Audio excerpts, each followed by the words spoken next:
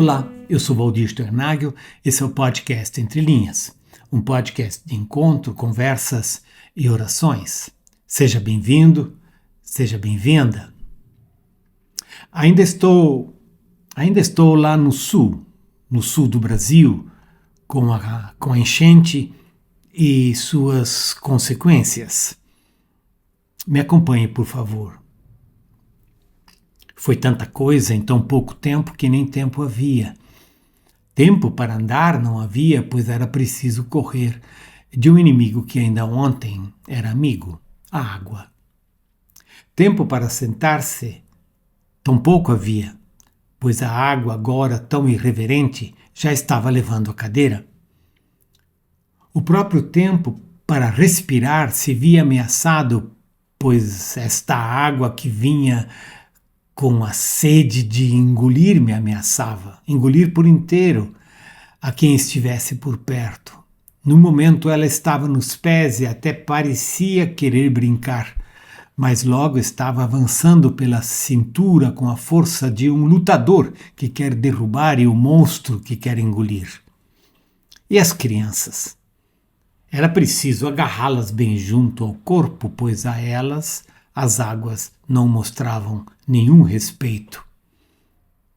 Assim foi ontem, fazem umas poucas semanas, e a memória do susto tem acompanhado a cada momento da vida desde então, ao deitar e ao levantar, ao conversar e ao abraçar, e especialmente na hora de esperar, nesta demorada fila do banheiro deste improvisado abrigo.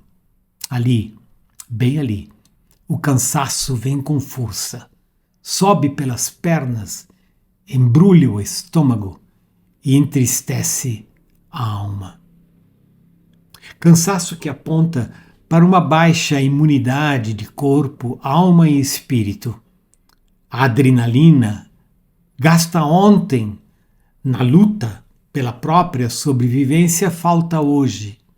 A rapidez da fuga de ontem cobra sua fatura hoje, quando a energia para viver parece faltar. Cansaço é a palavra que capta o sentimento de tantos em tantos lugares e diante de situações tão diferentes, sempre acompanhado de perdas acumuladas por todos os lados. O cansaço é tão profundo que ele não vem sozinho e se faz acompanhar de uma apatia que se instala lá no fundo da alma. Essa apatia assume o visual de uma profunda tristeza que torna difícil levantar pela manhã, trocar a roupa da noite no amanhecer do dia e ter vontade até de comer alguma coisa. E nem falar de tomar banho, pois este pode querer refrescar o gosto de viver. Esta é a apatia que parece uma tartaruga se encolher para dentro do seu próprio casco, sem querer ver a ninguém e sem querer se encontrar com ninguém. Esta apatia também não vem sozinha e se transforma em solidão. A solidão é outra palavra que parece querer deixar sua marca no corpo e na alma. Uma solidão que se experimenta em campo aberto, como abertos são, por exemplo, os abrigos.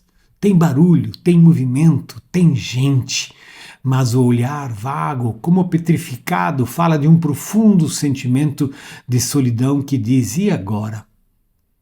O que vou fazer da minha vida? Para logo sentir uma lágrima a fazer companhia à profunda solidão. Cansaço, apatia, solidão parecem ser palavras que ajudam a descrever o sentimento individual, coletivo, desta segunda hora de um grande desastre. Mas disso, especialistas da alma humana sabem bem mais do que eu. Eu estou apenas querendo encontrar linguagem para esta hora, linguagem que nos ajuda a expressar sentimento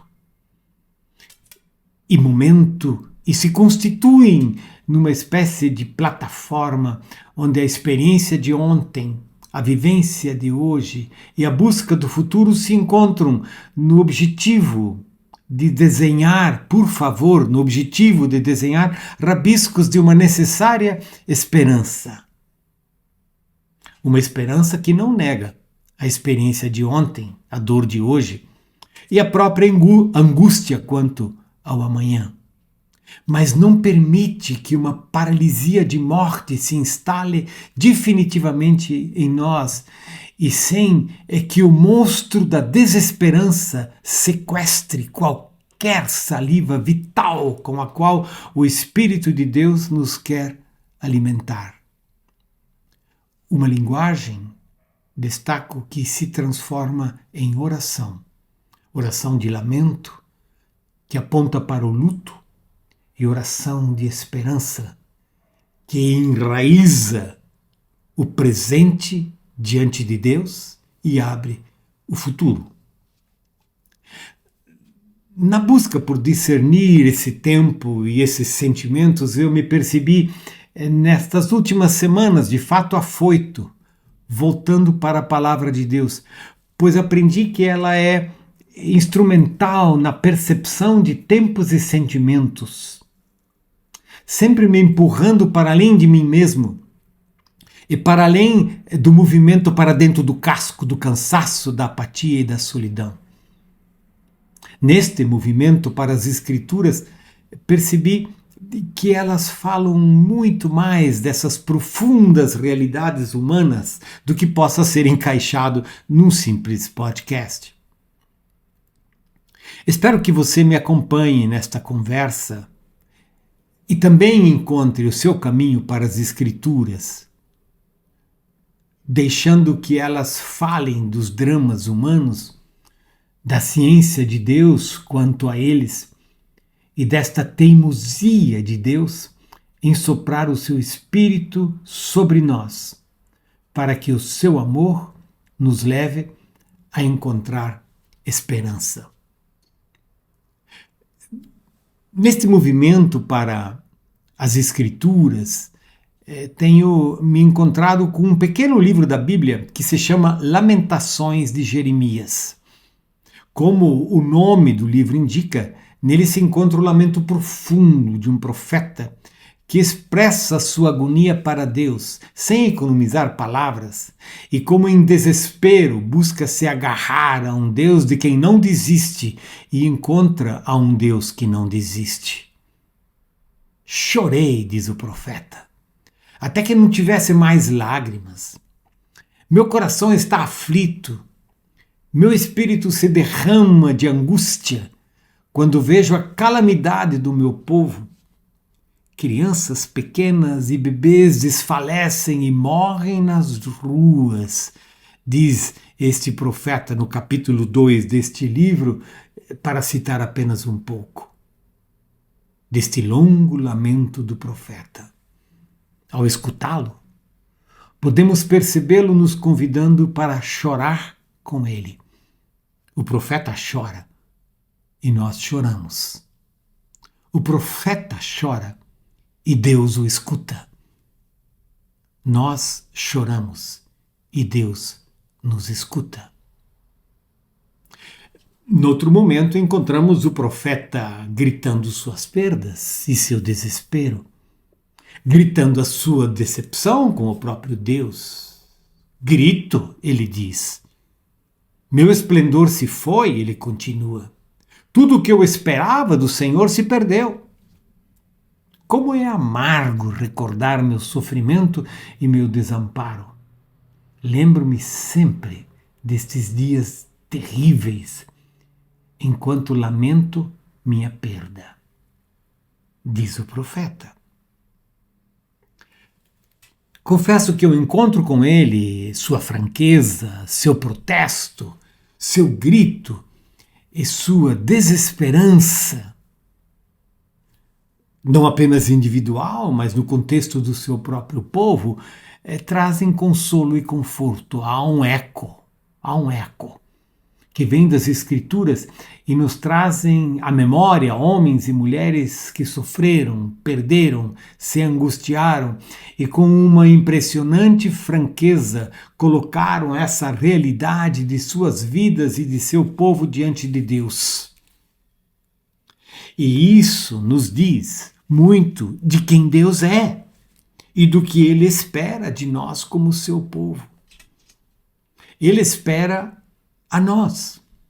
Ele espera realidade, a nossa realidade. Ele espera franqueza, a nossa franqueza. Ele espera transparência, a nossa transparência. Ele espera a nossa humanidade saindo pelos poros. Nosso protesto, por mais ridículo que seja, encontrando expressão, seja no grito, ou seja, nas lágrimas. Ele espera o nosso desencanto. Deus espera o nosso desencanto e a nossa própria fragilidade, encontrando uma linguagem que mostra quem somos e como estamos, sem que sintamos a necessidade de esconder, editar e disfarçar a nada diante dele. Nada do que possamos dizer e ou sentir assusta a Deus. E nada do que passa em nosso interior lhe é estranho, e isso é profundamente libertador. Se o cansaço seca as lágrimas, a apatia nos entoca no fundo da cama, e a solidão nos faz sentir a mais miserável de todas as pessoas, transformemos tudo isso em oração. A oração sem cosmético e sem disfarce religioso, a oração da lágrima e do grito. As Escrituras nos ensinam a orar realidade e verdade, num momento como esse, num tempo como esse. E nos convida a fazê-lo sem medo e sem vergonha, mas como expressão de uma intimidade que sabe quem é o nosso Deus e um Deus que sabe quem somos e como estamos. Mas veja, as Escrituras nos ensinam a dar um passo mais. E o próprio profeta faz este caminho. Depois de um profundo lamento, os olhos do profeta fazem um movimento para além de si mesmo e do seu entorno, um movimento que o leva rumo ao eterno. E ele diz: ainda ouso, porém, ter esperança. Quando me recordo disto, o amor do Senhor não tem fim. Suas misericórdias são inesgotáveis. Grande é sua fidelidade. Suas misericórdias se renovam cada manhã. Deus nunca nos deixa sozinhos em nosso choro e em nosso grito. E ao repetir o livro de Lamentações de Jeremias, no capítulo 3, como acabei de me referir a alguns dos seus versículos, eu faço alusão a isso. Deus nunca nos deixa sozinhos em nosso choro, em nosso grito, mas se deixa encontrar. E quando isso acontece, há outras realidades que passam a ser por nós percebidas. E elas são, como visto aqui, o amor que não tem fim. A misericórdia que é inesgotável e se renova a cada manhã. E a fidelidade de Deus que é grande. Esse amor que estende os braços para um acolhimento que encaixa cada área de nossa vida confusa e de nossa alma perturbada. Essa misericórdia que caminha tão longe como longe está o nosso senso de abandono e inclusive de culpa, de remorso e de tanta coisa que marca esta nossa hora. A fidelidade que não deixa para trás nem aquele nem aquela que para trás ficaram, pois os passos lhes estavam tão cansados. Diante das palavras cansaço, apatia e solidão, palavras que são acolhidas pelo próprio Deus, o profeta pronuncia outras palavras. Palavras essas que nos encontram onde nós estamos e nos levam a novas experiências, novos encontros e ao encontro de uma teimosa esperança. Se a apatia, por assim dizer, nos prendia no fundo da cama, a misericórdia de Deus nos tira da cama, pois se renova a cada manhã. O profeta nos convida para a experiência do milagre. O milagre acontece quando naquela cansativa fila do banheiro você consegue deixar com que seus lábios pronunciem: o Senhor é minha porção, como o profeta ensina. E por todo o corpo se irradia a presença da graça de Deus, que se faz realidade quando apenas estamos conseguindo conjugar a desgraça. O profeta convida. Diga comigo, o profeta nos diz: o Senhor é minha porção. Por isso esperarei nele. O Senhor é bom para os que dependem dele, para os que o buscam. Portanto, é bom esperar em silêncio pela salvação do Senhor. O encontro com o profeta nos faz uma companhia profunda, enorme, ao nos desafiar a mergulhar na nossa realidade de cansaço, apatia e solidão, para logo nos desafiar a sair desse nosso estado pesado e difícil para um novo encontro, uma nova atitude e uma nova linguagem. E nela, o amor, a misericórdia, a fidelidade e a bondade de Deus tocam o tambor, a ritmar a vida no compasso do que Ele tem reservado para nós. E isso é bom, porque Deus é bom. O profeta ainda tem mais coisa a nos dizer, mas estas não cabem neste podcast de hoje. Vou deixar isso para o próximo, quando precisamos escutar o profeta nos dizendo que as coisas não acontecem na nossa vida assim do nada e sem que tenham alguma razão de ser e algum sentido, o que nunca é fácil discernir. Hoje, porém, eu gostaria de convidá-lo para que deixemos o nosso cansaço, apatia e solidão serem invadidos por esse Deus que nos ensina a desenhar palavras em nossas vidas que nos deem o sustento para cada manhã. Vamos pronunciar essas palavras, palavras de sustento, amor, misericórdia e fidelidade. Pois essas marcas de Deus nos alcançam vindos da parte de Deus, que é bom. E então, repitamos com o profeta: o Senhor é minha porção. Por isso esperarei nele. O Senhor é bom para os que dependem dele, para os que o buscam. Portanto, é bom esperar em silêncio pela salvação do Senhor. Esperemos juntos, porque Deus é bom.